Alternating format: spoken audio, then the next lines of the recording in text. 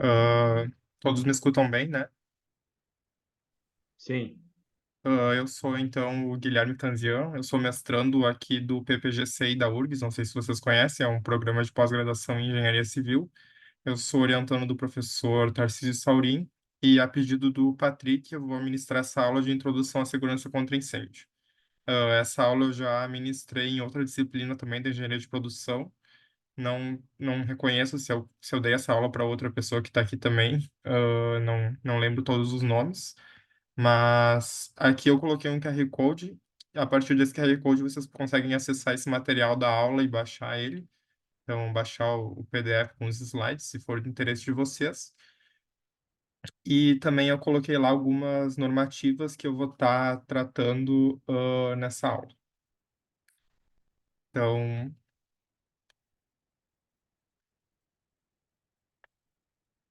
o que que a gente vai falar nessa aula? Esse QR Code é o mesmo, se vocês não conseguiram pegar. O conteúdo dessa aula, né, que seriam os princípios da prevenção contra incêndio, ele é uma exigência do CREA, né, que, através da Lei 13.425, ele estabelece diretrizes gerais e ações complementares sobre prevenção e combate ao incêndio e a desastres em estabelecimentos, edificações e áreas de uso público. Então, no artigo 8º dessa lei, consta que os cursos de graduação, né, em engenharia e arquitetura, em universidades, organizações públicas e privadas, bem como os cursos de tecnologia de ensino médio correlatos, devem incluir nas disciplinas ministradas um conteúdo relativo à prevenção e combate ao incêndio e a desastres.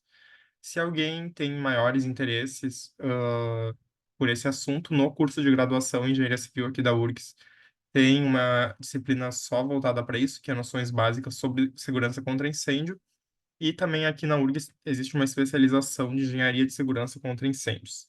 Ah, Inclusive, a professora Ângela Gaio Greff é uma das professoras do PPGC, que é o programa no qual eu sou mestrando, assim como o Luiz Carlos Silva Filho. Bom, então o que que a gente vai tratar nessa aula?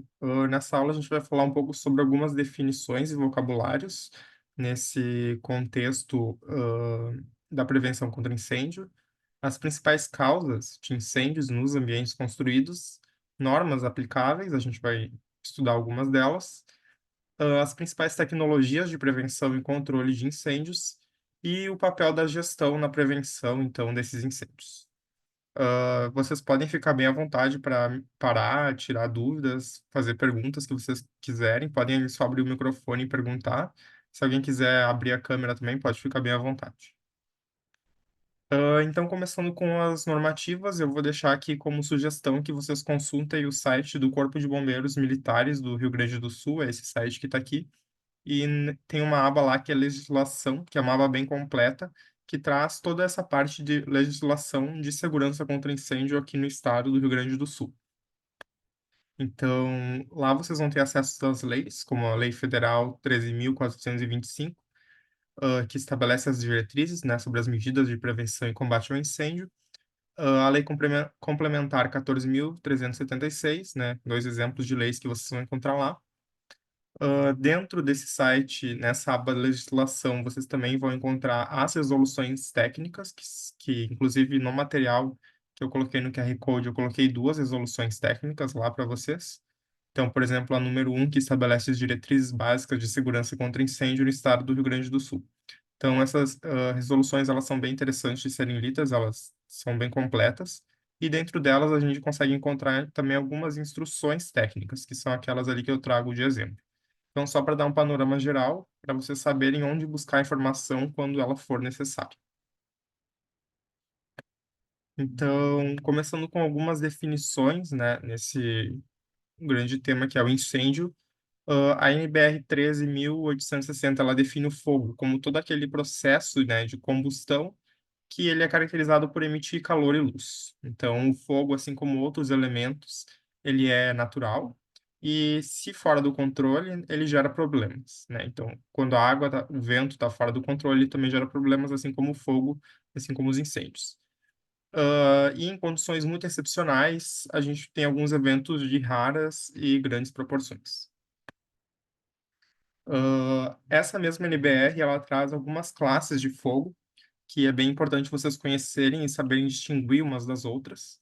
Então, o fogo de classe A, é aquele fogo em materiais combustíveis sólidos, né? Por exemplo, a madeira, o papel, que queimam em uma superfície e profundidade e deixam resíduos. Então, tudo aquilo que queimou e deixou resíduo é fogo de classe A. O fogo da classe B é aquele fogo em líquidos e gases inflamáveis, né? Ou combustíveis sólidos, né? Por exemplo, a gasolina. Eles se liquefazem, né, por ação do calor e queimam somente na superfície. Então, eles não queimam em profundidade, como é o caso da madeira, por exemplo. Já as classes de fogo C são aqueles fogos em equipamentos e instalações elétricas, né, energizadas. Então, instalação elétrica. E o fogo da classe D é o fogo em metais e materiais pirofóricos, como o sódio, o zinco e o potássio. Seguindo aqui nas nossas definições iniciais, então, o incêndio é todo aquele fogo que ele é fora de controle. Acontece fora de controle e é uma combustão rápida que se dissemina de forma descontrolada no tempo e no espaço. Aqui no Brasil é muito comum se dizer que quando o incêndio ele teve um estrago muito pequeno, muito pontual, é muito comum se chamá-lo de princípio de incêndio, né? Você já deve ter escutado essa expressão, para quando o incêndio ele não se propaga em grandes proporções. Eu tenho uma pergunta ali Ah, quando tu estava falando dos tipos de fogo. Aquele extintor de incêndio que é comum, tem em prédios e tal, ele é efetivo para apagar todos esses tipos de fogo, independentemente? Não. Não, a gente já vai entrar em extintores de incêndio, eu vou mostrar para vocês todas as classificações deles, mas tu teria que olhar na etiqueta dele se ele diz fogo que combate classes A, B, C Uhum. ou outras, porque tem vários arranjos, né? Dependendo do conteúdo do extintor de incêndio, ele combate diferentes classes. Então, eu já vou mostrar para vocês, daqui uns 15 minutos, como identificar na etiqueta do extintor e aí depois tu até pode olhar lá e me dizer também o que tu descobriu. Tá bom, legal, obrigada. A gente já vai ver, tá bem.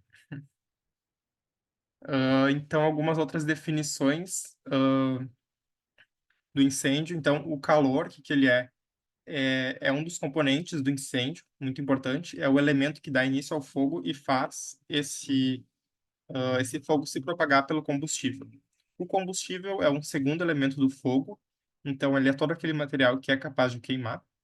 O comburente é o terceiro elemento para existir o fogo, então, que é aquela substância que sustenta a combustão. Alguém sabe me dizer o que seria o comburente mais comum? Porque aqui a gente chama de triângulo do fogo, né? Calor, combustível, comburente. O que seria o comburente, que é aquilo que faz a sustentação da combustão? Então é o A, o O oxigênio? oxigênio? Exatamente, é o oxigênio.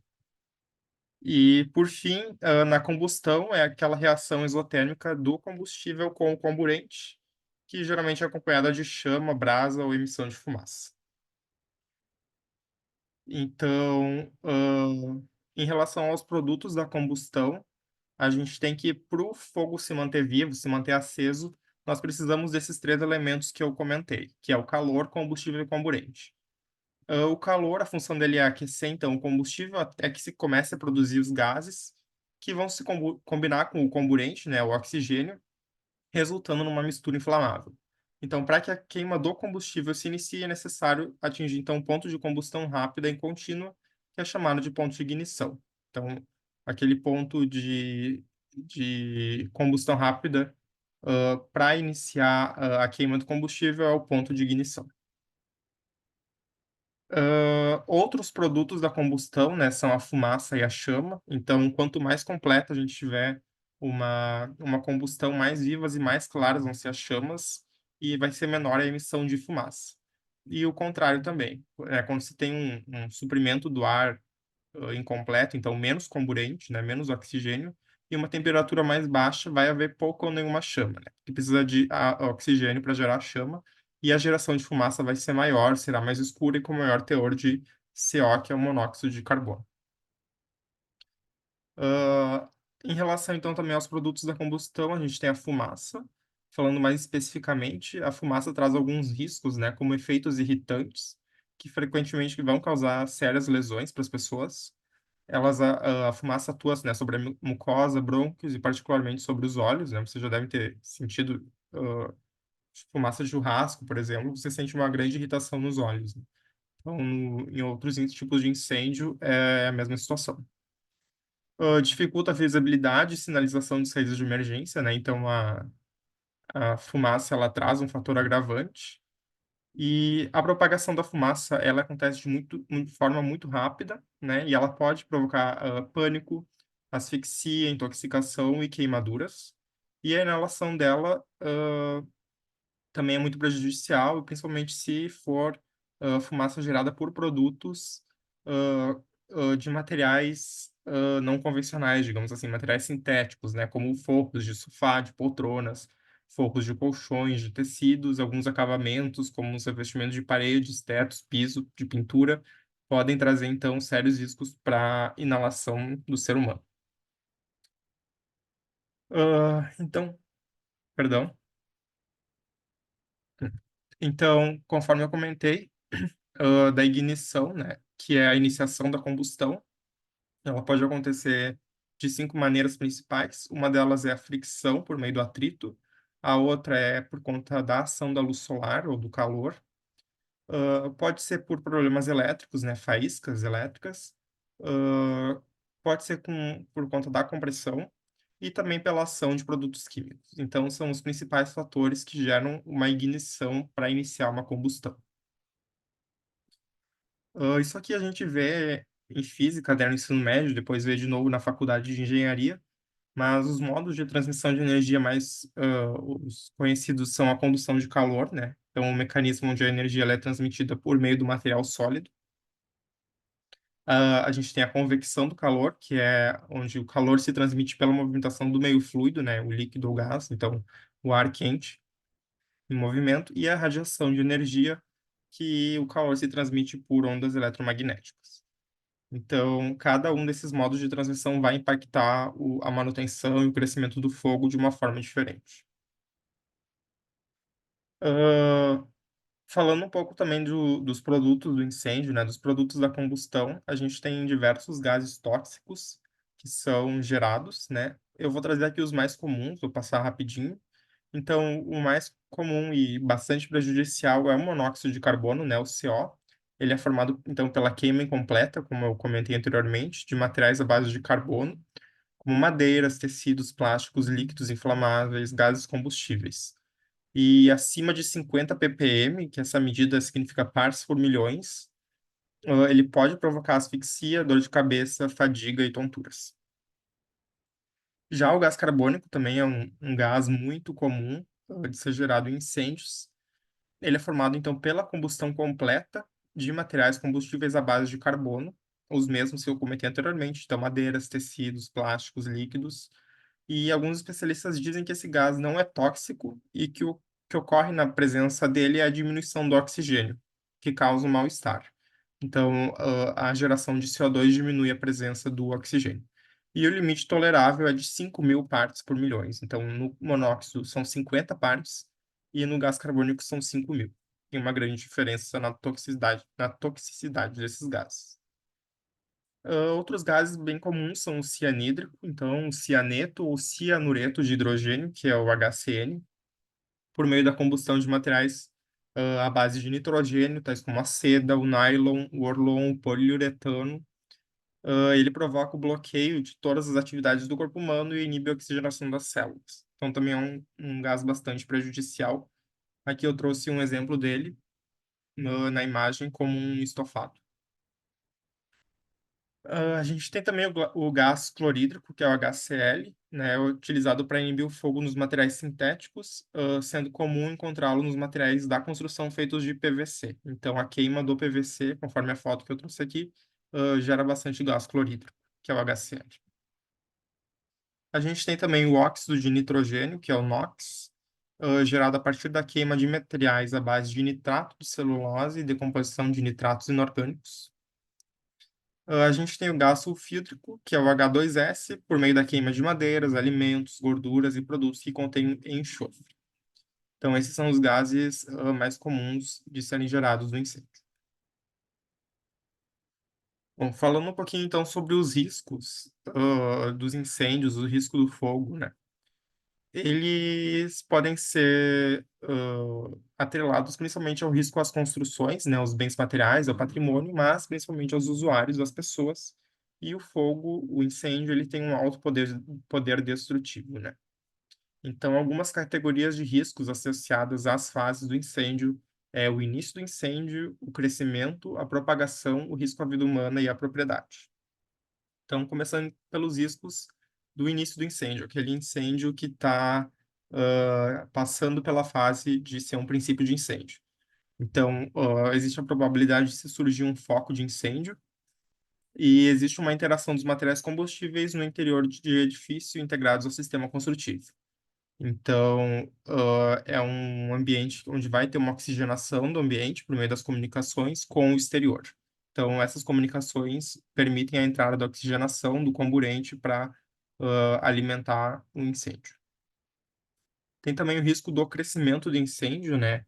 Que é o risco é essa probabilidade do incêndio passar de uma fase inicial, que era o foco do incêndio, para uma inflamação generalizada. Então, o fogo ele vai se propagar com maior rapidez devido ao aumento da temperatura. Vão se aumentar os mecanismos de radiação e convecção, né? Vão ficar mais acentuados. E vai ser produzida uma grande quantidade de fumaça e de gases quentes, nesse crescimento do incêndio. Depois vem, então, o risco de propagação do incêndio, né?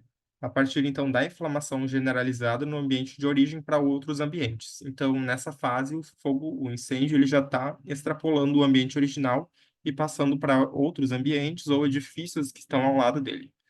Então, são formados muitos gases quentes e muita fumaça que pode ser transferida para outro ambiente, não ficando apenas no ambiente original. E os materiais combustíveis, eles vão se queimar com maior rapidez. Nesse contexto, então, a gente tem os riscos à vida humana, né? Os riscos provocados pela fumaça, pelos gases gerados pelo incêndio.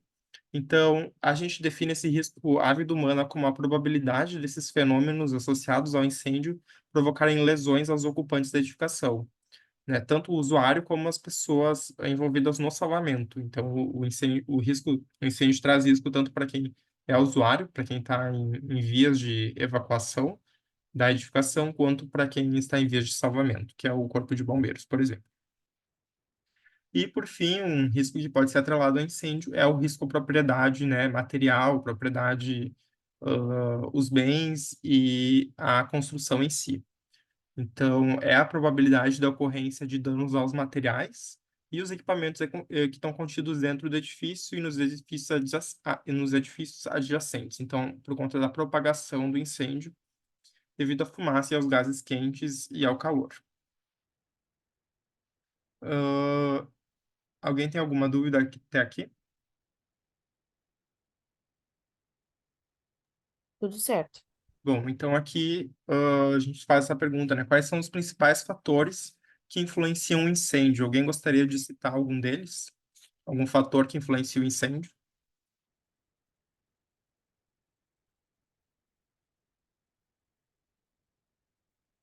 Curtos-circuitos? Uhum, certo.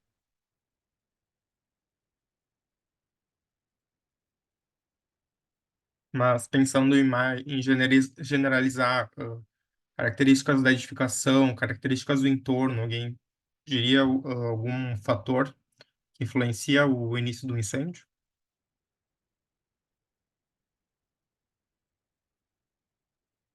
Não sei se baixa umidade entraria nisso. Ou não. Uhum, certo. A temperatura alta, sei lá. Sim. Bom, então aqui a gente tem as características da população, então de quem está habitando essa edificação, os hábitos dessas pessoas, a forma como elas convivem dentro dessa edificação, o tipo de ocupação que é realizado dentro dessa edificação, então se é uma ocupação regular, se é uma ocupação irregular, geralmente quando é uma ocupação irregular, a gente vê alguns incêndios, por exemplo, um bem famoso que teve em São Paulo há muito pouco tempo atrás, acho que uns 3 anos atrás, que foi gerado numa ocupação irregular. A localização do edifício, então se ele está numa área densamente povoada, ou na localização geográfica, se está numa área bastante seca, numa área com temperaturas maiores, tudo isso facilita a propagação do incêndio. Também a gente pode falar da superfície específica dos materiais combustíveis envolvidos. Então, essa superfície específica, né, que a gente sabe que é a área superficial total pela unidade de massa. Então, tendo uma maior superfície de contato, o material vai queimar mais. A quantidade e a distribuição dos materiais combustíveis no local. Então, se é um local de armazenamento de combustíveis, de algum material inflamável, a, existe um fator muito maior ao risco de incêndio nesse local, né, do que num ambiente que não guarda materiais combustíveis, por exemplo. Então, as características de queima, né, dos materiais envolvidos, o local do início do incêndio no ambiente. Então, conforme eu comentei, a distribuição desses materiais combustíveis e o local onde o fogo vai iniciar vão caracterizar a sua propagação ou não. Então, se ela vai ser mais fácil ou mais difícil, se ela vai passar para ambientes e edificações vizinhas ou se ela vai ficar no local de origem. As condições climáticas, como vocês muito bem relataram, aberturas de ventilação e entre ambientes que permitem maior propagação do incêndio. O projeto arquitetônico de ambientes do edifício, né? Às vezes não há projeto arquitetônico, né? Não há compartimentação entre ambientes. Então, isso também é um problema e um fator de risco que influencia o incêndio. E as medidas de prevenção e proteção contra incêndio que são vigentes, que são existentes e que a gente vai estudar um pouquinho hoje também. Então, a gente pode classificar os parâmetros de risco conforme as suas origens, em três, né? A edificação, os usuários e o incêndio. Quanto à edificação, a gente está falando de localização, natureza da construção, então, sistema construtivo utilizado, rotas de escape, se elas existem ou não, se elas são adequadas conforme a legislação vigente ou não, o acesso aos meios de combate a incêndio, então, acesso a hidrantes, acesso a mangotinhos, acesso do próprio corpo de bombeiros, né, à edificação, a compartimentação horizontal e vertical, que a gente vai ver daqui a pouco também, os meios externos de combate a incêndio, né, então o que vem de fora da edificação, como o corpo de bombeiros. Quanto aos usuários, então a gente fala de números e distribuição dos usuários, dos habitantes dessa edificação. E aqui a gente não está falando só de habitações residenciais, né? A gente está falando de indústrias, de comércios, de serviços, de todo tipo de local que recebe público. O estado de saúde e mobilidade do usuário também é um fator de risco. E a familiaridade com a edificação, né? Muitas vezes a gente chega num local novo e, dependendo do tipo da edificação, tem lá uma plaquinha que diz, mostra todas as rotas de fuga, né? Mostra todos os ambientes, toda a planta, como sair. Então, se você tem maior familiaridade com o local que você está, diminui-se o risco de você não encontrar uma saída ou uma rota de fuga, né? Conhecendo o local, sabendo ler e interpretar essas informações, a chance de fuga é bem maior. E em relação ao risco de incêndio, então a gente tem a carga combustível, a densidade de carga térmica, as fontes de ignição, né? Faíscas, por exemplo, combustíveis, produtos químicos, e a temperatura e o tamanho da chama, então são riscos associados. Bom, agora a gente entra na parte de os métodos, né, para a extinção do fogo. Então, conforme eu comentei anteriormente, para o fogo se manter, a gente precisa de todos aqueles três elementos, que é o combustível, o comburente e o calor.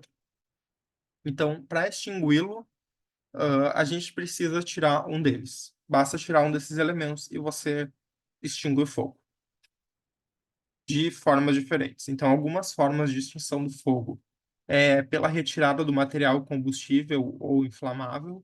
Então, aqui a gente tem, por exemplo, essa manobra que ela é realizada pelo bombeiro em treinamentos para ensinar a fechar um botijão de gás que está aberto, que está exalando gás, e esse gás está em estado de inflamação. Então, não sei se alguém aqui já participou de um treinamento oferecido pelos condomínios, que muitas vezes acontecem, eu já participei do meu condomínio. Eles oferecem esses treinamentos, geralmente para tirar uma blitz, para tirar um laudo dos bombeiros, e lá você aprende algumas técnicas de extinção de incêndio. Uma delas é a de colocar o dedo no bocal de saída do gás, né, do GLP, do gás de cozinha, para parar a propagação do incêndio. Por abafamento, então, o abafamento basicamente é a retirada do comburente. Então, se a gente não tem acesso de oxigênio, sem o comburente, o fogo ele não se mantém. por extinção química do fogo, e aí a gente está falando dos extintores de incêndio, e por resfriamento, que é a retirada do calor, né, através de água. Então, quanto aos sistemas de combate a incêndio, a gente tem sistemas de combate a incêndio com água, e aqui a gente está falando de hidrantes e mangotinhos, que são essas duas figuras do meio de vocês. Sistemas de chuveiro automático, que é os sprinklers, que são a imagem da esquerda, e sistemas de água supernebulizada, que é o da direita.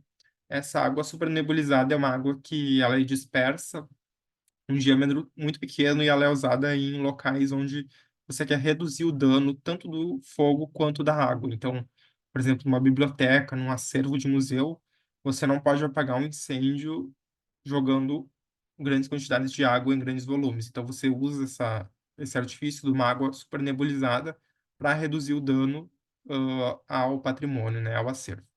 E nas imagens do meio, então, a gente tem os hidrantes e os mangotinhos. Alguém saberia a diferença entre eles? Alguém sabe dizer qual é qual aqui nessa figura?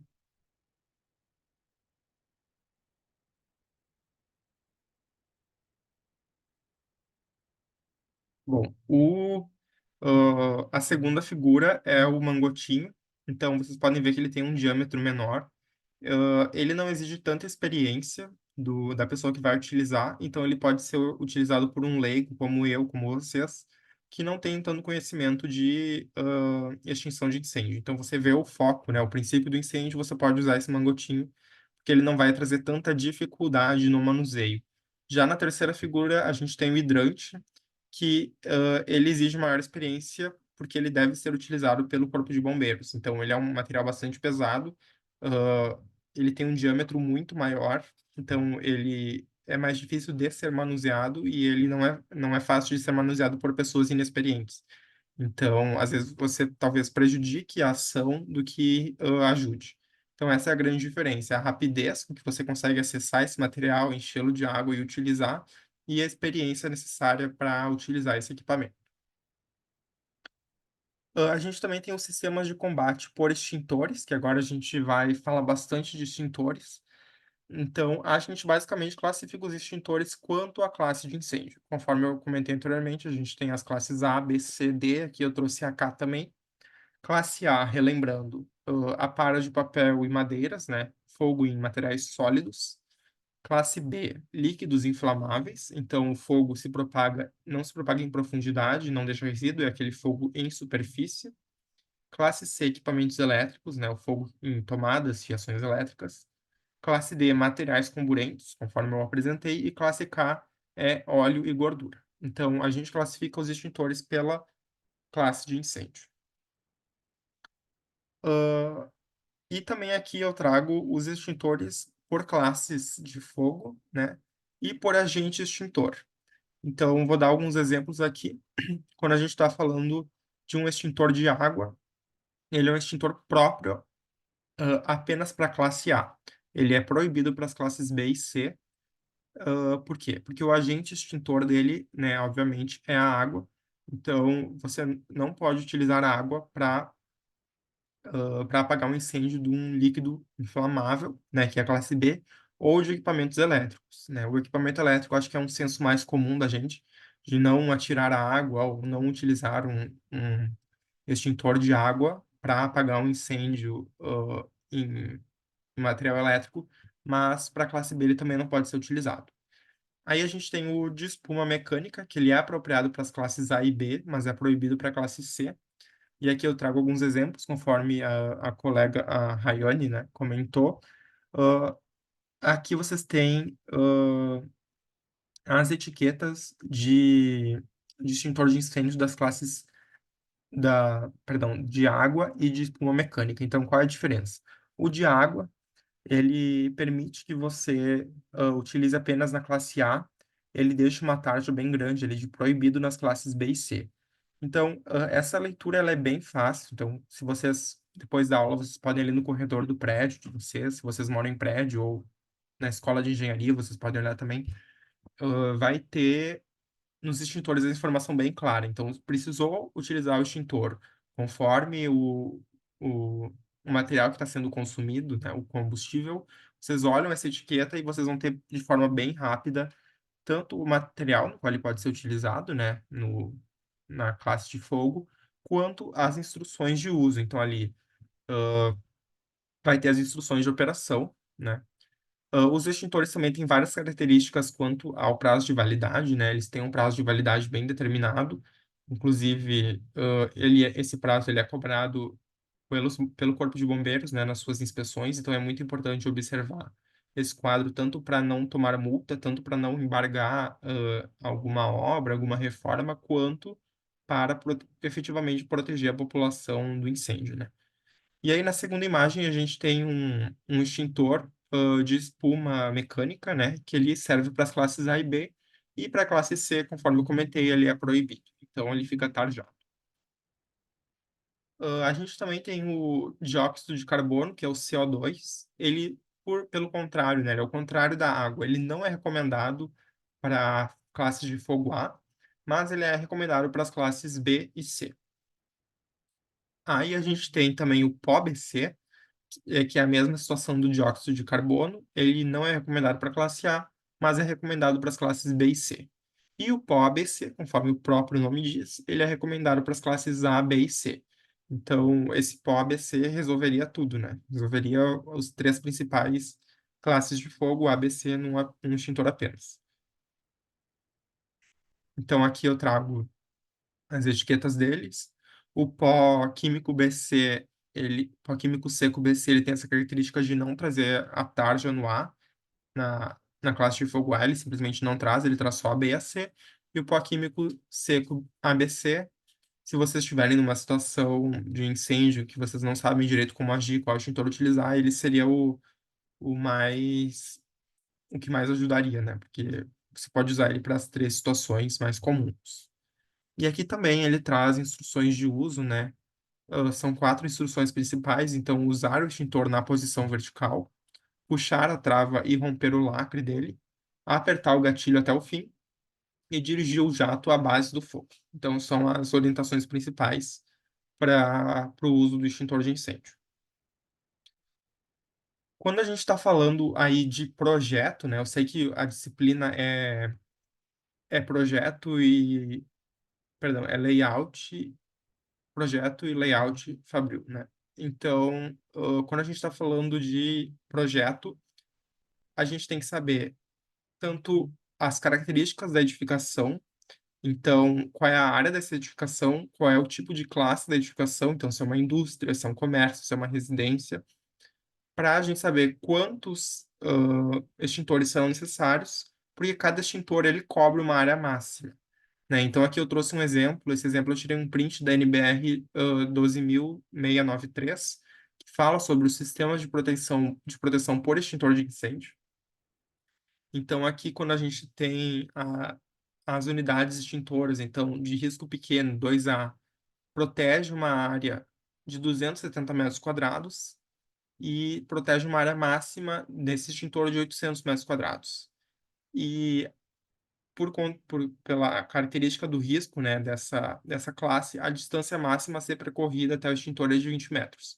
Então, isso aqui não é algo que seja decorável, né? Ninguém vai decorar isso. Eu estou, inclusive, lendo, porque é impossível decorar. Mas para vocês saberem onde consultar. Então, no momento que tiver que fazer um projeto de uma instalação ou um projeto de reforma de uma instalação fabril, de uma indústria, vocês têm que procurar essas informações. Então, como posicionar melhor os extintores de incêndio e outros equipamentos, onde posicionar, quantos serão necessários, né? São informações que vocês devem procurar saber. Bom, a gente também tem os sistemas de combate ao incêndio por agentes gasosos. Então, quando a gente deseja combater um incêndio em um local com objetos de alto valor, né? Como um CPD, um centro de processamento de dados, uma sala de controle, um museu, um arquivo, uma biblioteca. Então, a gente tem materiais muito valiosos e que podem se perder com o incêndio. Então, os gases, nesse caso, né, eles vão funcionar como agentes extintores. Eles são bastante limpos, então eles não vão estragar os materiais, como a água faria. E após a sua atuação é necessária uma boa ventilação do ambiente, porque a principal deficiência deles é que eles vão consumir oxigênio e eles podem gerar asfixia nas pessoas que estão dentro do mesmo ambiente.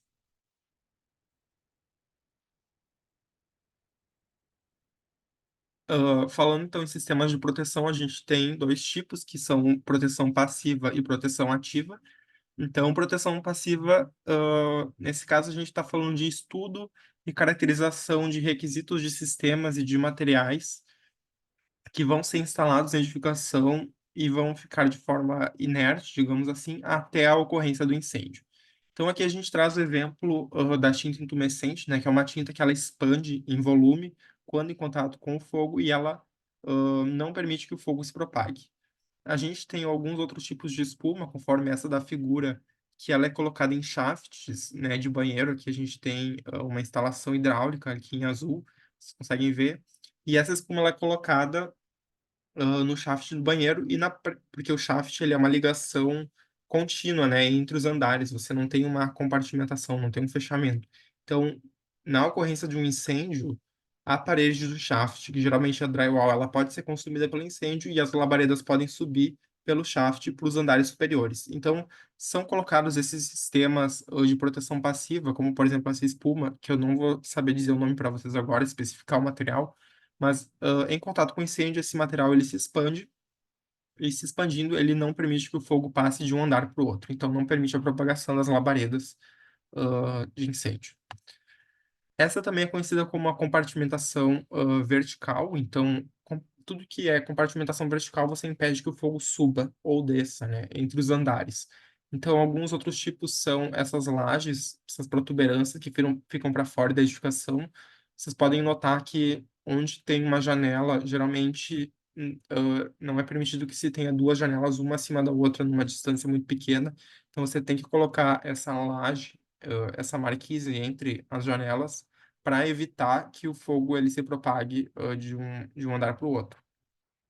A gente também tem a compartimentação horizontal, que nesse caso são essas paredes que estão aqui em vermelho, né, que são que vão delimitar unidades, né, delimitar áreas. Então a gente pode ter essas paredes corta-fogo, digamos assim, entre duas residências diferentes, entre dois compartimentos que armazenam materiais diferentes, um material mais combustível que outro, e a gente quer isolar essa área. Então, para isolar áreas, a gente pode usar a compartimentação horizontal, para evitar aquela propagação do incêndio para ambientes vizinhos.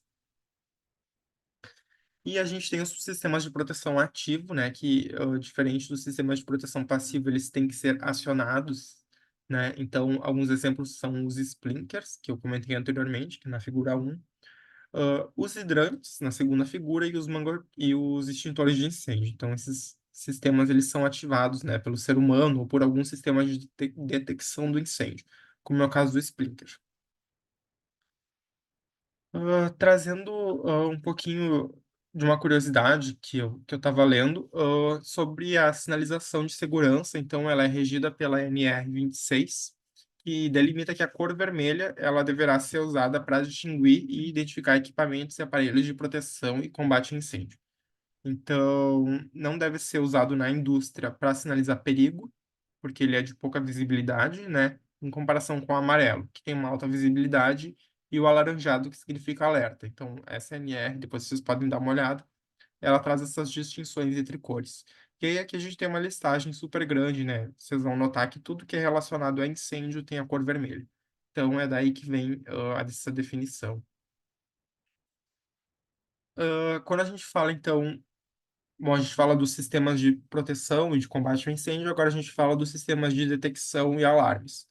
Então, eles são regidos pela Lei Estadual 14.376, que traz os requisitos desses sistemas e onde eles devem ser instalados. E também a gente tem a ABNT, né, a NBR 17.240, que vocês podem consultar, que vai falar com maior profundidade sobre os requisitos desses sistemas de detecção e alarmes.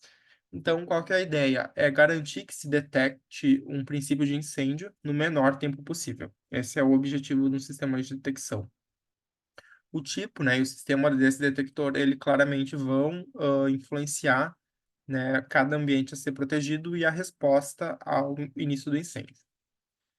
E a gente, como projetista, né, a gente vai ter que trazer, então, nesses memoriais descritivos, junto com o PPCI, as premissas adotadas para a distribuição desses sistemas, né? Como eu falei anteriormente, nos extintores de incêndio, aqui também existem diretrizes para a distribuição do sistema no ambiente.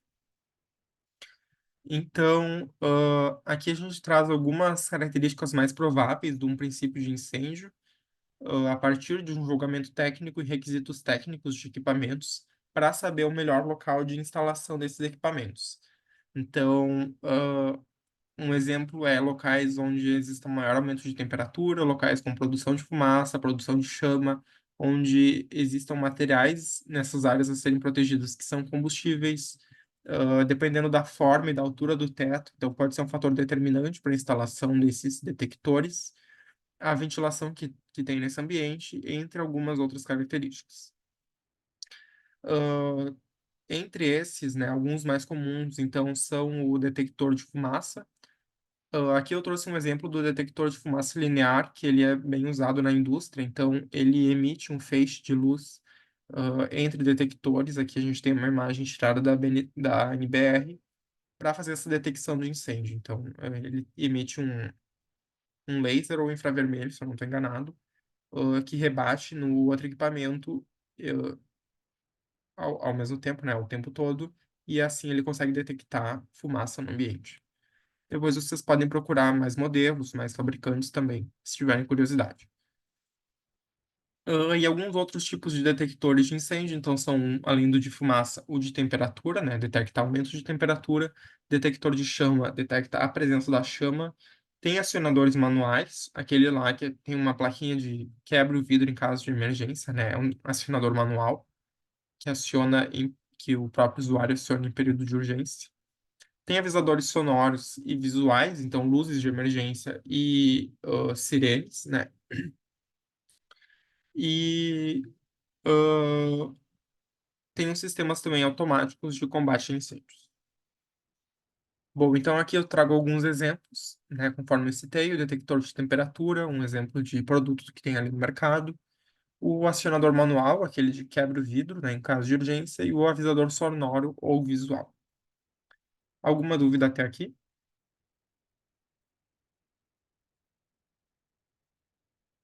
Bom, seguindo então, a gente fala dos sistemas de iluminação de emergência.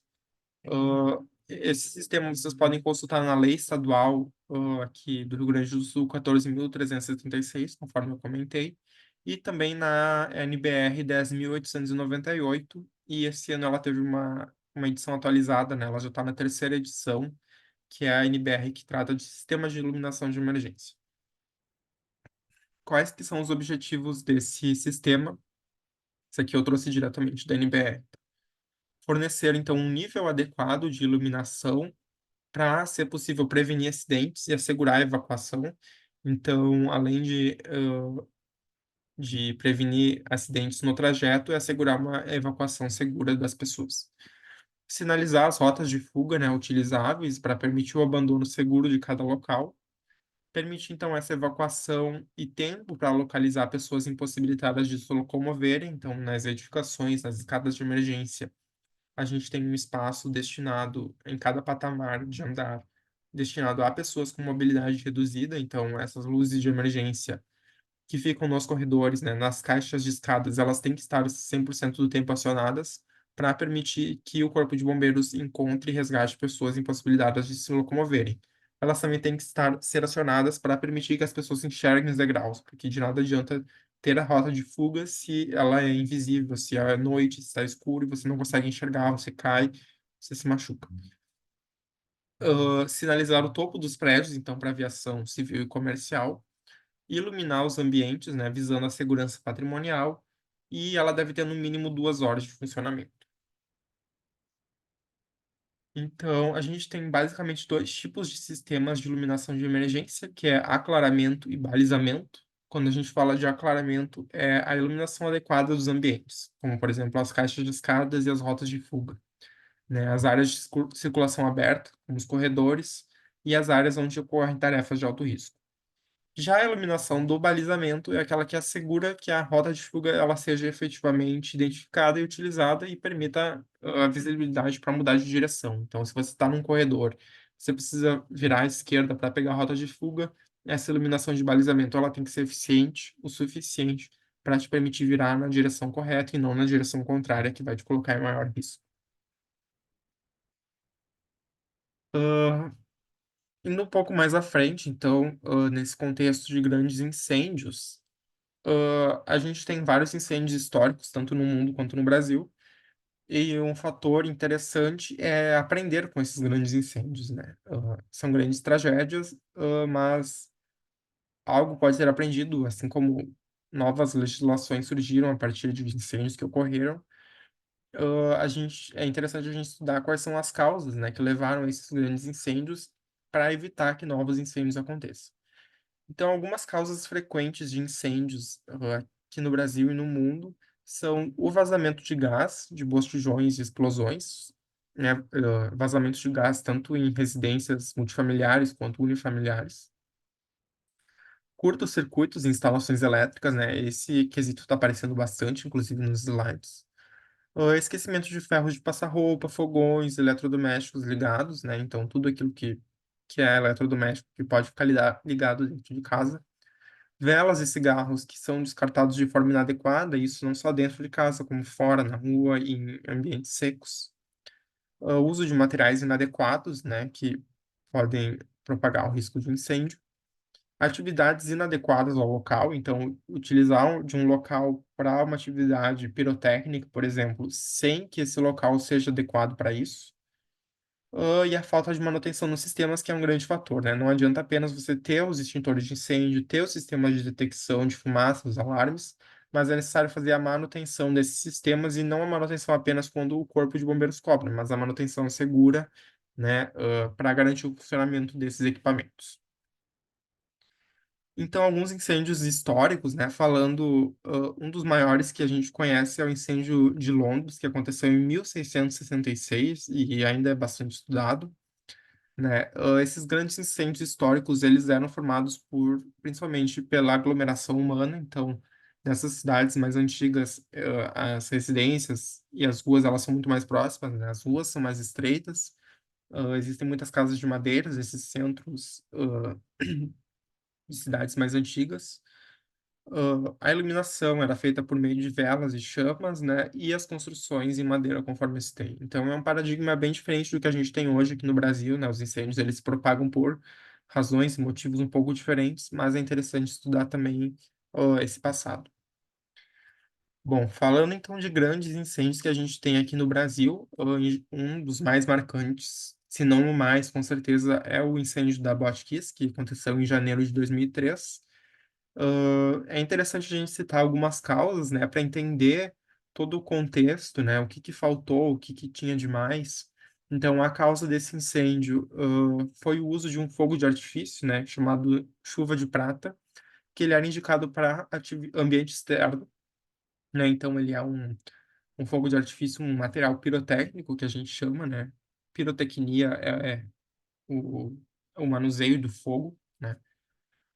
A gente tinha um palco revestido com espuma inadequada, né? No teto era uma espuma para isolar o som, mas ela não era uma espuma anti-chama. Então você usa um material inflamatório, um fogo de artifício, com uma espuma que propaga incêndio. Falha nos extintores de incêndio, então os extintores estavam vencidos. Falhas nas rotas de fuga, né? Inclusive com impedimento de fuga de muitas pessoas, por conta delas serem ficado presas. E a sinalização inadequada para permitir aquela iluminação de balizamento, né? Para deixar a edificação de forma segura. Teve muitos outros fatores, como, por exemplo, a presença do ar-condicionado, que impulsionou as chamas para frente, né?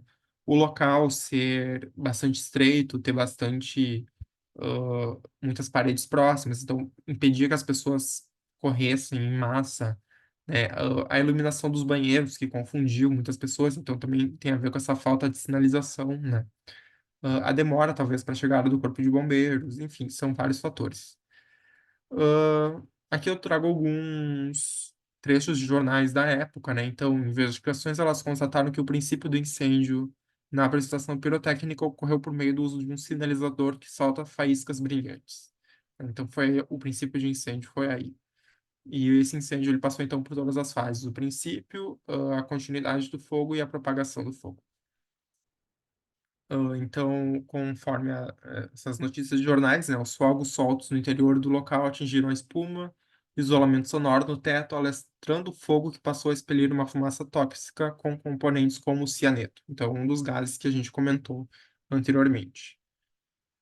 Nesse mesmo ano de 2013, a gente teve um outro grande incêndio aqui no Rio Grande do Sul, que foi o incêndio no Mercado Público de Porto Alegre, né? Esse ano, inclusive, em julho, ele completou 10 anos. O incêndio da Botkiss também, em janeiro, já completou 10 anos, né? No ano que vem completa um 11. Então, aqui eu trago algumas manchetes de jornais, né? Então, o prefeito, ele, em exercício da época, negou problemas dos equipamentos, mas ele mencionou uma certa dificuldade dos militares, né, dos bombeiros em engatar as mangueiras dos hidrantes usadas na ocasião.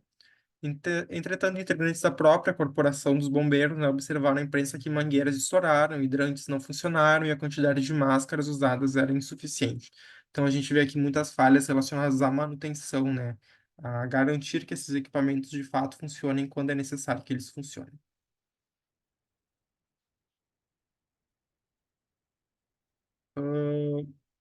Em setembro de 2018, a gente teve um outro grande incêndio, esse sem vítimas fatais, que foi no Museu Nacional, também no Rio de Janeiro, né? A causa foi um curto-circuito em ar-condicionado, então, novamente, curto-circuito sendo bastante comentado aqui, né? E a gente teve nesse evento, não teve perdas de vidas humanas, mas teve uma perda de 90% do acervo histórico que estava dentro do museu, né? Então, isso é uma perda muito grande para a sociedade no geral. E, conforme uma manchete da época, então, as chamas foram iniciadas a partir de um curto-circuito causado por um superaquecimento, né? Então, a gente tinha lá o calor, a presença do calor em um aparelho de ar-condicionado. Acredita-se que o fato ocorreu por falta de manutenção adequada e de investimentos. Mais uma vez, a gente vê a falta de manutenção como um grande promotor, então, do princípio de incêndio, do alastramento e da propagação do incêndio. O que que a gente pode aprender, então, né, com esses grandes incêndios? Os sinistros, eles se repetem, né, esporadicamente. Conforme eu comentei, em São Paulo, a gente teve esses tempos um incêndio numa edificação que tinha ocupação irregular, né, bem no centro de São Paulo, então muitas pessoas morreram. Por que que esses sinistros ocorrem? Então, não existe ou não existia, né, um controle de lotação de lugares públicos. Agora esse controle ele já existe, né, principalmente para baladas, festas, locais fechados. Já se cobra muito mais, né? Existe legislação muito clara para isso, para controlar a lotação, quantas pessoas podem entrar nos locais públicos. Falta um pouco também de divulgação dos sinistros e das causas desses sinistros, né, para evitar a sua recorrência. Existe pouco material de acabamento, pouco cuidado com os materiais de acabamento utilizados nas edificações também, né? Então, acho que essa mentalidade tem mudado ao longo do tempo também. E não existia, até pouco tempo atrás, uma legislação adequada para prevenir e combater incêndios. Então, a gente carecia de uma legislação nesse sentido. Quanto à realidade brasileira, então, o nosso país é um país bastante extenso, né? A gente tem cidades densamente povoadas, grandes centros urbanos. Ãh, a gente tem muitas construções irregulares, não só em comunidades, mas em centros históricos também. A gente tem muitas ocupações irregulares, construções sem alvarás, construções sem habites. O aumento da população ele gera uma verticalização das edificações, né? Então, as pessoas passam a viver mais em prédios, em edifícios altos, por conta da falta de espaço, né? E isso também aumenta o consumo elétrico, né? Com o aumento da população. Os prédios atuais, eles são construídos com alguns materiais ainda inflamáveis, né? As mortes que ocorrem em incêndios, elas ocorrem muito mais por conta da fumaça, né, e dos gases gerados do que pelo próprio fogo. Então, um exemplo é a Botkiss, a grande maioria das fatalidades foram por conta da fumaça, da inalação da fumaça e não por conta de queimaduras. Então, a gente tem uma realidade também de edifícios altos, grandes depósitos, centros de compras, instalações industriais, que necessitam projetos diferentes. Então, pois apresentam grandes riscos, né? Algumas vulnerabilidades, então, às quais os ocupantes eles são expostos, né? Na falta da preparação dos municípios brasileiros para novas demandas da construção civil. Então, toda essa mentalidade da realidade brasileira, ela tem que ser pensada para as nossas novas demandas em termos de construção, de habitação e de uso dos espaços. Os sistemas de segurança contra incêndio, o treinamento para evacuação e para o uso desses equipamentos. E um grande destaque é que as normas elas são bastante lentas, né, para serem criadas. Elas são desatualizadas, então é difícil atualizar essas normas e, por fim, acompanhar, né, o crescimento do país e as demandas do país. Então aqui talvez eu esteja me repetindo, né, mas alguns outros fatores do porquê esses sinistros ocorrem. Então, é a lotação de locais públicos, ah, não eram passadas as informações de segurança para o público, então, conforme eu comentei, ah, quando a gente entra num espaço público, hoje em dia a gente tem uma plaquinha lá que mostra um mapa, né, do andar, um mapa das rotas de fuga. Então, isso é muito importante para balizar a saída, balizar a evacuação da edificação, o cuidado com os materiais de acabamento, o conformismo também um pouco da população e dos agentes públicos, né, em não procurar a mudança e a legislação. Então, quando a gente fala de segurança contra incêndio, nós, né, como engenheiros, a gente tem que pensar numa mudança de paradigma, né? Em pensar em segurança contra incêndio em primeiro lugar. Então, algumas ações para melhorar essa segurança contra incêndio é credenciar e certificar profissionais e produtos. Então, quem são os nossos profissionais que lidam com projetos de prevenção contra incêndio, por exemplo, eles são capacitados para isso? Né? Hoje a gente vê que nas escolas, né, nas universidades, já é exigido que se tenha uma disciplina ou uma aula que contemple a segurança contra incêndio. Mas, por exemplo, em muitas ocasiões, ela é uma aula ou uma disciplina incompleta, que ainda não está 100% atualizada. Credenciamento e certificação dos produtos, né? Os produtos utilizados, eles também são muito importantes quanto à inflamabilidade, potencial de combustão.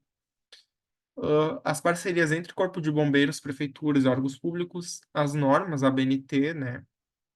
É uma ação para melhorar a segurança contra incêndio, a conscientização da sociedade e as novas tecnologias. Então, trazendo um contexto do Rio Grande do Sul, dessa mudança de paradigma, também em 76 a gente teve um grande incêndio aqui, que foi em Dalso Lojas Renner. Nesse meio tempo a gente teve algumas leis complementares, como em 76 tivemos três, em 77 tivemos uma, chamada de Aspectos de Proteção contra Incêndio, e em 79 a gente teve o primeiro Código Municipal de Prevenção contra Incêndio, que era da cidade de Rio Grande. E em 97 a gente teve o PPCI, por meio da Lei 10.987. Em 98, a gente teve, então, o Código Municipal de Prevenção e de Proteção contra Incêndio pela Lei 420, aqui para Porto Alegre.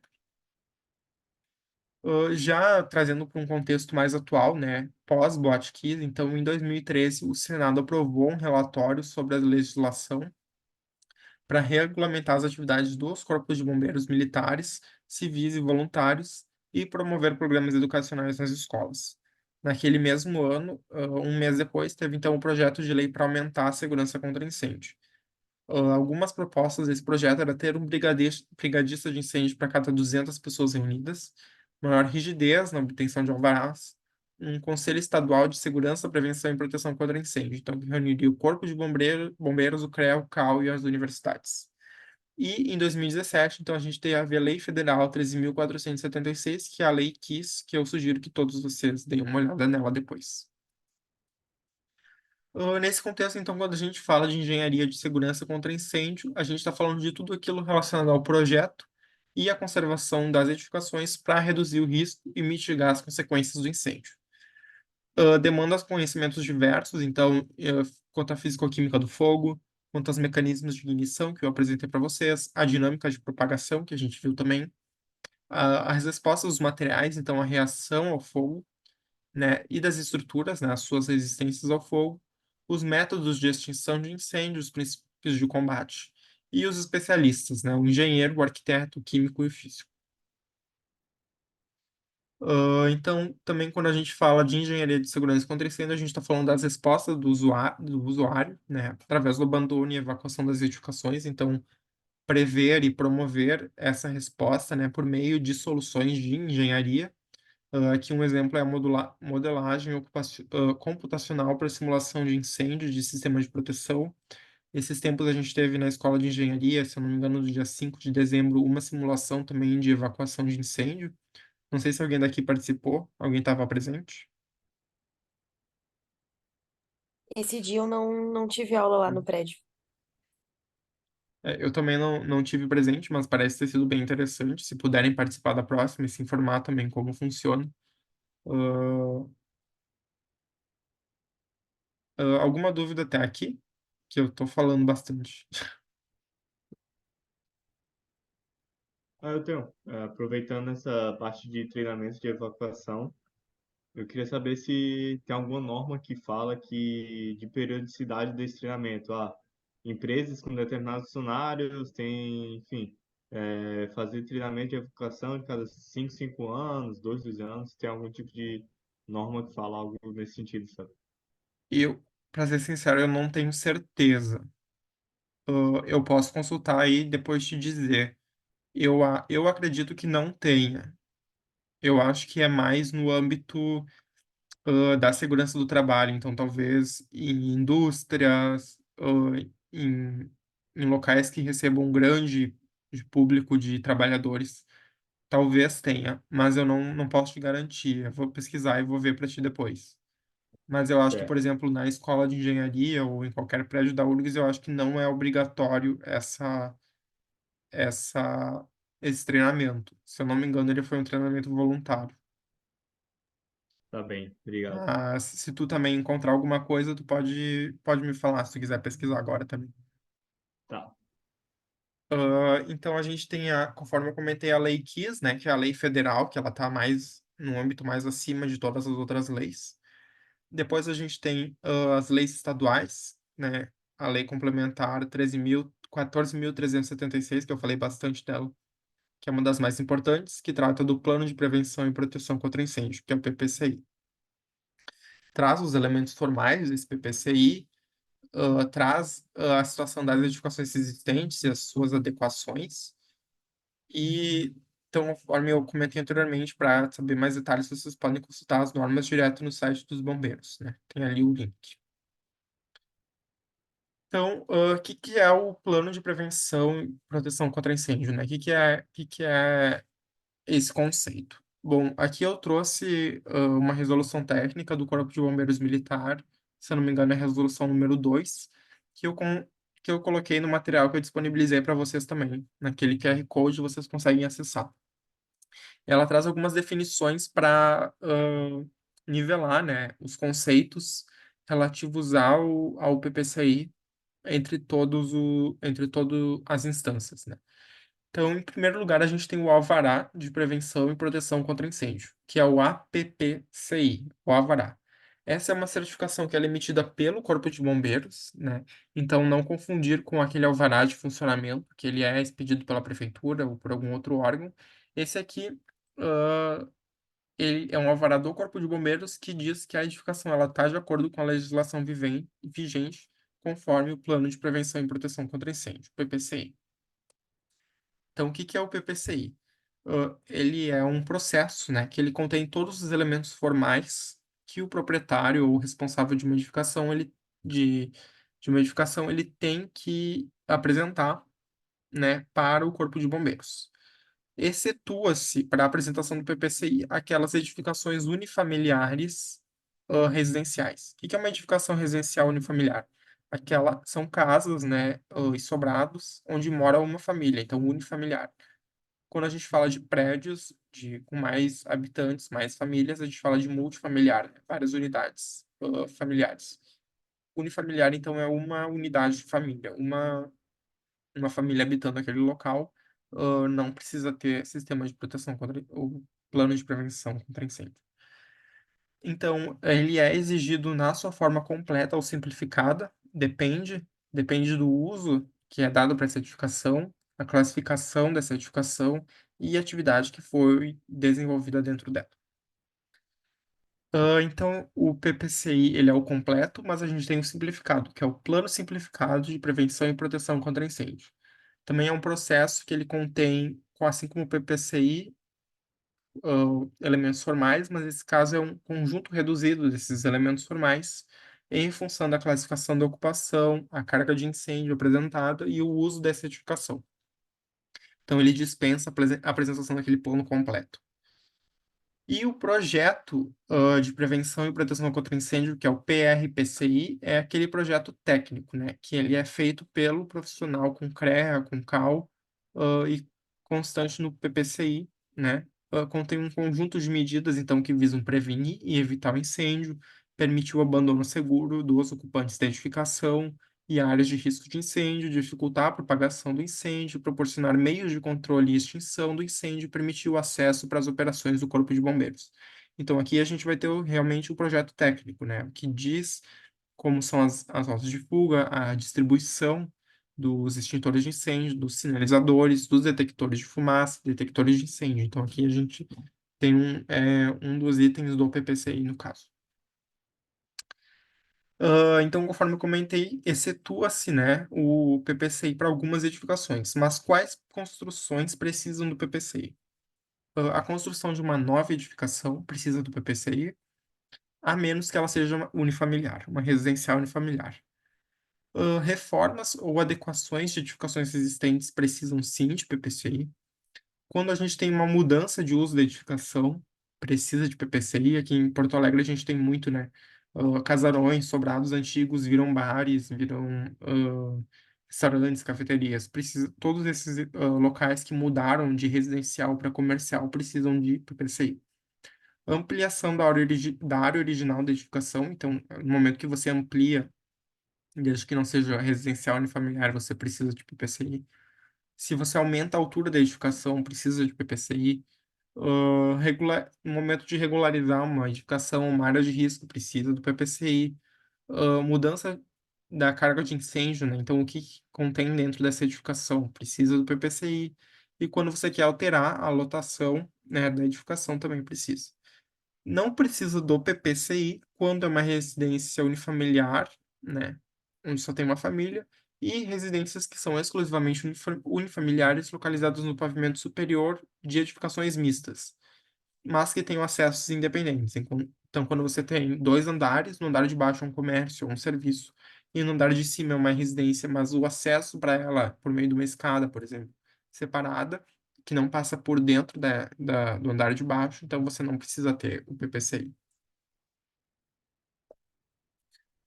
Aqui talvez eu me repita, mas falando dos elementos que constam no PPCI, ah, ele traz uma linguagem, então, bastante unificada, né, conforme eu comentei na resolução técnica número 2, que vocês podem consultar. Ele traz os alarmes, iluminação de emergência e sinalização, uso de chuveiros automáticos, instalações de hidrantes e extintores, proteção para a estabilidade estrutural das rotas de fuga, como as escadas, compartimentação horizontal e vertical, afastamentos e controle de materiais e acabamentos, conforme eu comentei. Ah, no PPCI, né, no projeto, a gente também tem os símbolos gráficos, a gente tem uma resolução técnica que é só para isso, também tem uma NBR, que é a 14.100 de 2022, que trata da proteção contra incêndios, símbolos gráficos para projetos. Então, no momento que você for redigir um projeto para uma instalação industrial, para uma fábrica, por exemplo, você tem que consultar esses símbolos gráficos, né, para saber como representar o que você gostaria de representar no plano, né, na planta.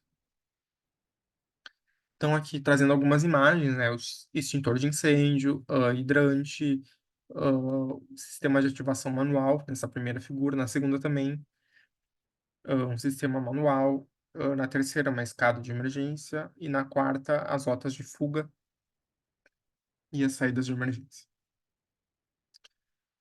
As saídas de emergência, então, elas são sinalizadas por essas placas, né, que são verdes com branco ou verde com uma luz mais fluorescente, né,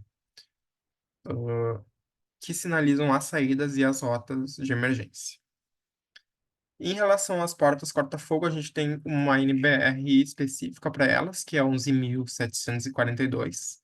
Então, porta-fogo, a simbologia dela é PCF. É um dispositivo construtivo com um tempo mínimo de resistência ao fogo, que ele é instalado em uma abertura, né, de parede, então, entre dois ambientes, de compartimentação, né? Ele comparte esses dois ambientes. Assim como uma parede resistente ao fogo, a porta corta-fogo também serve para ah, isolar dois ambientes. Ela é destinada à circulação de pessoas e de equipamentos. É um dispositivo móvel que, vedando aberturas em paredes, retarda a propagação do incêndio. Então, vocês podem observar que se vocês moram em prédio, a porta corta-fogo ela tem que estar sempre fechada, né? Por quê? Porque ela isola um andar dos demais. Então, ela permite que a torre de escadas, né, a caixa de escadas, ela seja isolada de todo o restante da edificação. Então a gente tem tanto as paredes resistentes ao fogo quanto a porta guarda-fogo que isola a escada de todo o resto. Então por isso que ela tem que estar sempre fechada, porque num princípio de incêndio ou num incêndio que já está se propagando, você não pode permitir que esse fogo ele adentre na área de escadas, né? Porque se ele adentrar nessa área, ele vai subir ou vai descer para os demais andares. Então, esse é um fator importante da porta corta-fogo. Ela é um isolante entre ambientes, né? Um fator de compartimentação. E eu queria perguntar se alguém sabe me dizer o que que é reação e resistência ao fogo. A gente viu antes, talvez tenha passado um pouco rápido, mas tem uma certa diferença.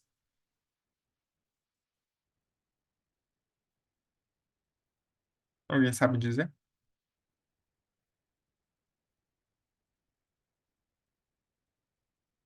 Então, a reação ao fogo é como aquele material, vai reagir, né? Como essa porta corta-fogo vai retardar essa propagação do incêndio.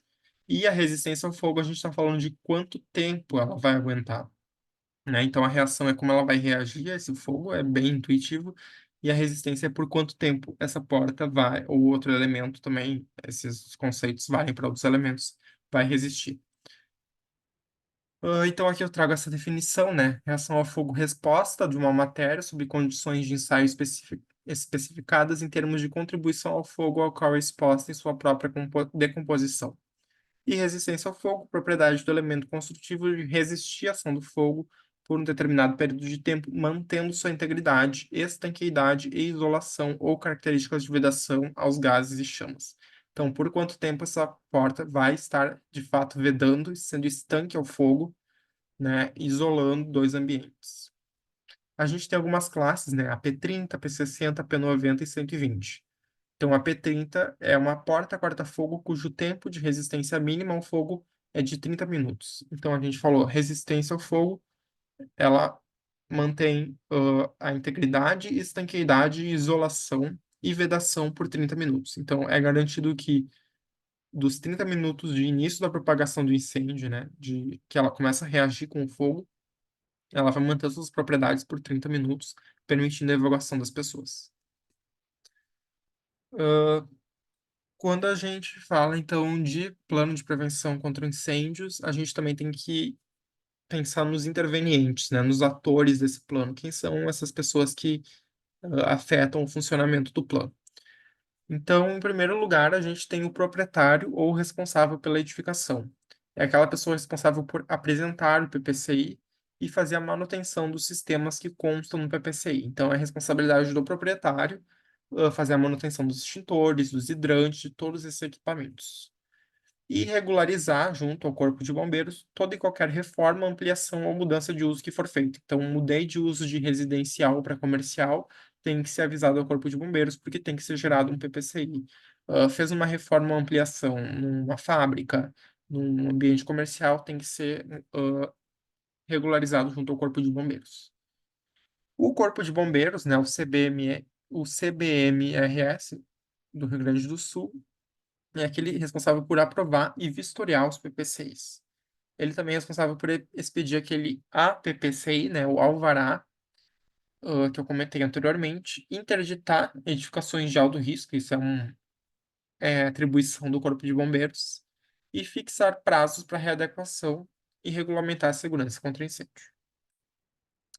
Já o município, então, ao poder público municipal, né, cabe expedir o alvará de funcionamento da edificação, que é diferente do alvará dos bombeiros, embargar edificações que estão em reforma, em construção, a aplicação de sanções administrativas previstas em lei e interditar com edificações com alto risco de vida. Uma pergunta, Claro. voltando ali na parte do município, o alvará para edificação, né? Tipo, estar em funcionamento precisa necessariamente da aprovação do alvará de bombeiro antes ou não? Eu acho que são. Eu tenho quase certeza que são diferentes, que são em momentos diferentes. Uhum, Eu acho que o dos bombeiros vem antes, de qualquer forma, porque tá, você tem que apresentar o projeto, né, do PPCI, para, primeiramente, para construir ou para reformar, né? E depois vai vir esse alvará de funcionamento. tá certo. Obrigada. E quanto a nós, profissionais com CREA e com CAL, é atribuição nossa elaborar, então, esse PPCI, fazer as recomendações cabíveis para adequação do PPCI, né? Isso para edificações existentes, e fazer todos aqueles memoriais descritivos do PPCI para gerar o PRPCI, que é o projeto em si. Quando a gente fala de projeto de PPCI, então a gente está falando também ah, de custo, né? Então, quanto antes a gente fizer essas adequações, maior vai ser o impacto positivo no caso e menor o custo. Aqui a gente tem essa figura que vocês já devem conhecer bastante, né, que traz duas curvas da influência dos stakeholders, riscos e incertezas e o custo de mudança. Então, quando a gente está no início, o custo das mudanças é muito maior se a gente perceber essa necessidade de se utilizar do PPCI, né? Alguns problemas frequentes no projeto de PPCI, então, eles dizem respeito à compatibilização e, se eles não forem sanados, eles podem levar ao retrabalho e a perdas. Isso na engenharia civil a gente estuda bastante, né? Então, um exemplo é a interface do PPCI com os projetos do hidrossanitário e de elétrica, né, das instalações de tubulações, canaletas e com o estrutural, que são as lajes e as vigas e os pilares, né? Então, as interfaces entre esses tipos de projeto. E as rotas de fuga, exemplo, as saídas de emergência, o posicionamento de portas, de outros elementos, com o projeto arquitetônico. Então, isso também pode ser um ponto de conflito no projeto. Eu comentei anteriormente, né, que a gente pode classificar as edificações quanto à sua ocupação, né? Aqui a gente tem do A ao M, né, conforme o Corpo de Bombeiros Militares do Rio Grande do Sul. E eu acho que o que mais interessa a vocês é o grupo I, né, grupo formado pela indústria. Então, a resolução técnica número 5 na parte 3, ela traz o grau de risco das ocupações enquadradas no PSPI de risco baixo.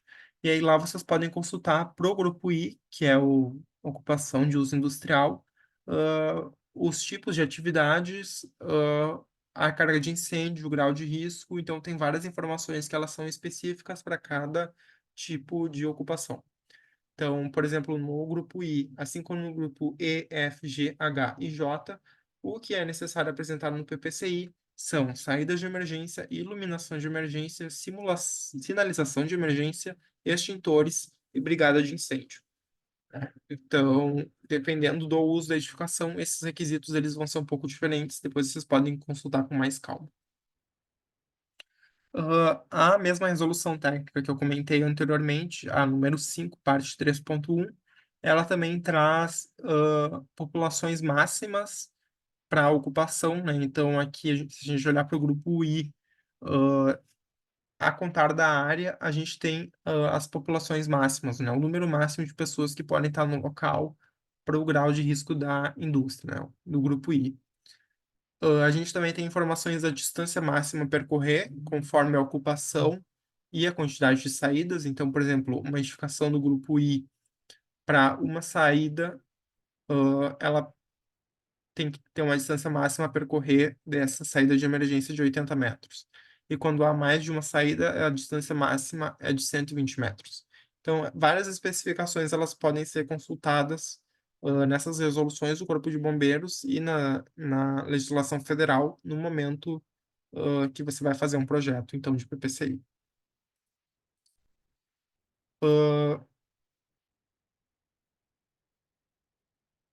Eu só vou pedir um minutinho que eu preciso colocar carregar meu notebook. Um minuto e eu já volto aqui. Ok.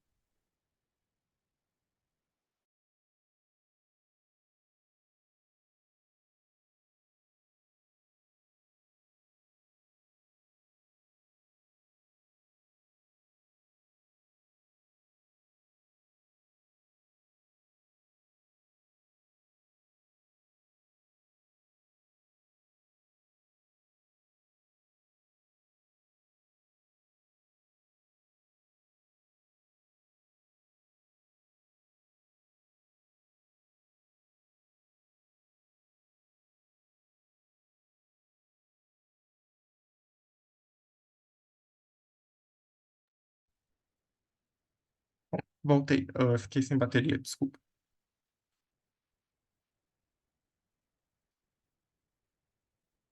Ah, então, a gente comentou das classificações das edificações, né? Mas essa classificação, no caso, são para novas edificações. Quando a gente tem edificações existentes e a gente precisa fazer adaptações para atender os requisitos, a gente pode lançar mão de medidas compensatórias. Então, a resolução técnica do Corpo de Bombeiros, a número 5, parte 7, ela traz alguns processos de segurança contra incêndio para edificações existentes, que são aquelas instalações, equipamentos, sistemas construtivos ou medidas da organização do socorro e treinamento que objetivam mitigar os riscos acrescidos da impossibilidade total ou parcial de implantar a adaptação das medidas de segurança, tá? Contra incêndio. Então, quando não é possível adotar tudo aquilo que o PPCI indica, né, para uma edificação existente. Alguns exemplos de medidas compensatórias no caso da impossibilidade de promover todas as saídas de emergência, por exemplo, que são necessárias para a edificação. Então, eu tenho uma edificação existente, eu não tenho como abrir mais saídas de emergência, porque eu tenho limitações arquitetônicas, limitações estruturais, ou, por exemplo, eu não posso aumentar a largura das escadas, porque a edificação já está construída, né? Esse problema eu tive aqui no meu prédio quando nós fizemos, tiramos o alvará do Corpo de Bombeiros, não tinha como aumentar, a largura das escadas, também não tinha como criar aquela rota de permanência de pessoa com mobilidade reduzida que eu comentei anteriormente, porque a escada era muito pequena. Então, teve que se lançar mão de medidas compensatórias. Não tem como mudar a estrutura da edificação para atender uma norma, né, de incêndio. Então, você lança a mão, você faz o uso de medidas compensatórias. Quanto à saída de emergência, então algumas delas, né, é interessante observar, são limitar a população em função das saídas de emergência. Então, se você não pode ter mais saídas de emergência, você vai ter menos pessoas, uma população menor, usufruindo do espaço. Construção de acessos, escadas ou rampas adicionais, que podem ser internas ou externas à edificação. Previsão de áreas de refúgio atendidas por saídas de emergência. E enclausuramento das escadas de emergência, podendo ser utilizados materiais e sistemas inovadores. E, por fim, a instalação de sistemas de chuveiros automáticos. Então, são algumas medidas quando não é possível, adotar mais saída de emergência. Aqui são alguns exemplos de medidas compensatórias, então, algumas adaptações para atender os requisitos.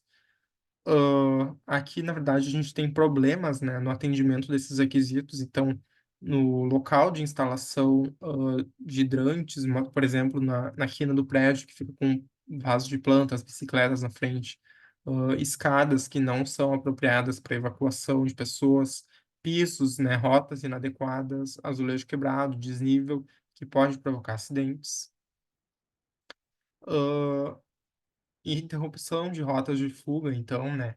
Largura de corredores inadequadas, escadas com guarda-corpo fora de normas. Então, tudo isso em edificações existentes, a gente tem que pensar medidas compensatórias para atender os requisitos, mas sem perder, as características da edificação em si. Outro tipo de medida compensatória são as escadas de emergência, né? Então, conforme eu comentei, uma saída adicional na parte externa de um clube pode ser uma alternativa quando você não tem como criar uma saída interna ou uma porta corta-fogo nova, né? Então a gente tem uma escada que sai para o ambiente exterior, para o ambiente seguro, e ela pode ser, por exemplo, de metal. Então, que é um material mais leve, que é um material que é mais fácil de ser construído após você ter toda a obra.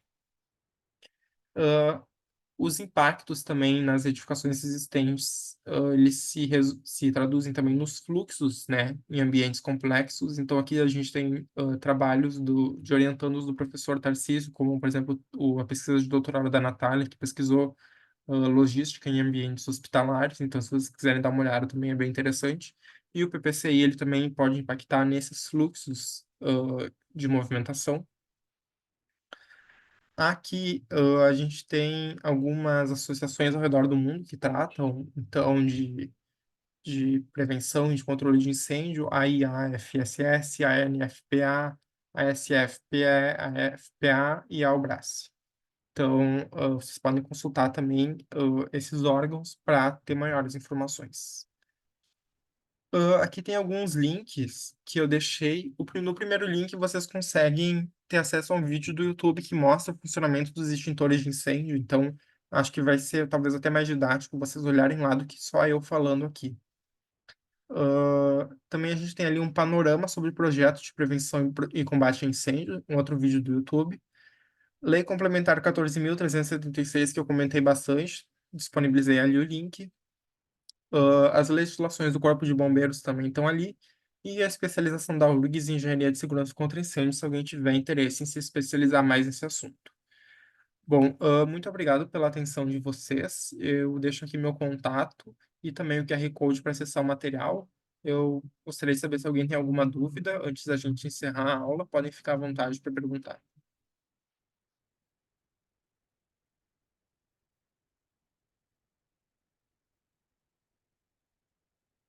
Ninguém tem nenhuma pergunta? Não tem uma pergunta, mas eu fiquei curiosa para ver qual que eram os extintores de incêndio aqui do meu prédio, daí eu fui ali no corredor. E aí aqui no meu corredor do meu andar tem dois. Uhum. Tem um que é só do tipo A, e Só tava dó. bem com as imagens ali que tu mostrou, né? Com Uhum. o risco na frente do B, do C, e um outro que era BC. Então Ah, tem A, legal. B, C, só que um A e o outro BC. Legal, então tem todos.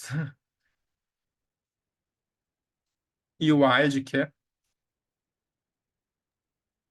A é água, né? Isso isso aí. Muito bem. Mais Sim, alguma mas pergunta? e Oi? aí, nesse caso, tipo, tem todos, porque existe uma norma dentro dos edifícios que precisa ter. Então, ele, ou poderia ser um tipo que tivesse atendesse aos três, ou no caso aqui, que eles optaram por ter dois, enfim, mas é algo que precisa ter, né? Exatamente. Conforme o uso, né, aquelas classificações de edificação, para cada classificação, tu vai ter especificações diferentes de extintor de incêndio, de detecção de incêndio, de porta corta-fogo. Então, para cada uma delas vai ser diferente o que que a Uhum. legislação exige. Então, realmente é bem detalhado, assim. E outro fator também interessante que tu estava mostrando ali algumas imagens de um condomínio aí, de corredor, de uma edificação mais antiga. Aqui no meu prédio também tem esse desafio, por exemplo, ali das escadas, sabe? Uhum. Eu estava refletindo aqui, mesmo que houvesse alguma adaptação, tentassem fazer alguma coisa, não, pelo tempo, né? Um prédio antigo não seria possível fazer. Mas aí, nesses outros aspectos, os extintores, os alarmes, assim, também, tipo, no corredor, que tem as mangueirinhas ali, tipo, no corredor para disparar o alarme. Acho que eles tentaram compensar de outras formas, mas bem interessante. Exatamente, isso ali são as medidas compensatórias. Provavelmente devem ter aumentado a quantidade de extintores e de sinalizadores, né, de alarmes, Uhum. para compensar a falta da rota de fuga mais adequada. Provavelmente foi isso. Porque, assim, qualquer edificação que você entrar hoje tem que ter o PPCI, né? Esses equipamentos, eles têm que estar em funcionamento. Então, algo tem que ser feito, né? Se a edificação já era existente antes da lei, ela tem que se adequar de alguma forma. E outro ponto também que tu comentou, né? Por exemplo, assim, hoje no prédio ali da engenharia da URGS, por exemplo, não é necessário ter um profissional ali, um bombeiro, à disposição. Eu trabalho no, não sei se tu conhece o Instituto Caldeira aqui em Porto Alegre. Sim, aham. que é na Zona Norte, ali, bairro Navegantes, perto do DC. É Eu bem nunca comum fui, a mas eu gente. conheço. Uhum. É bem comum ter profissionais, ter bombeiros circulando. E aí eu fiquei na dúvida se isso, provavelmente pelo tamanho ali do espaço, pela natureza, eles são obrigados a ter um profissional ali, ou se talvez, tipo, é uma medida de segurança que, né, o Instituto quis adotar, enfim, como uma segurança extra. Não sei se tu, geralmente quando acontece isso, geralmente, pela tua experiência, é porque a empresa, o local é obrigado, ou existem empresas que acabam, tipo, tendo esse cuidado extra mesmo quando não é obrigado? Olha, eu acho que é mais uma questão de legislação mesmo. Eu Hum. teria que entrar lá no, nas resoluções do Corpo de Bombeiros e consultar especificamente para local de concentração de serviços, talvez, Aham. para ver se tem essa exigência. Provavelmente vai ter. E isso é um custo ali da empresa, né? Tipo, ter um profissional ali, um bombeiro alocado. Sim, esse custo é repassado para o proprietário, Aham. né? Assim como a gente no condomínio vai pagar os extintores, hidrantes, esse custo também é sempre repassado para o proprietário, o responsável. Tá certo, obrigada. De nada. Bom, se vocês tiverem mais alguma dúvida, aqui está o meu e-mail, podem entrar em contato comigo. Também, se alguém não pegou o QR Code do material, pode pegar agora. E a gente pode ir encerrando a aula por aqui, se ninguém tiver mais nenhuma dúvida.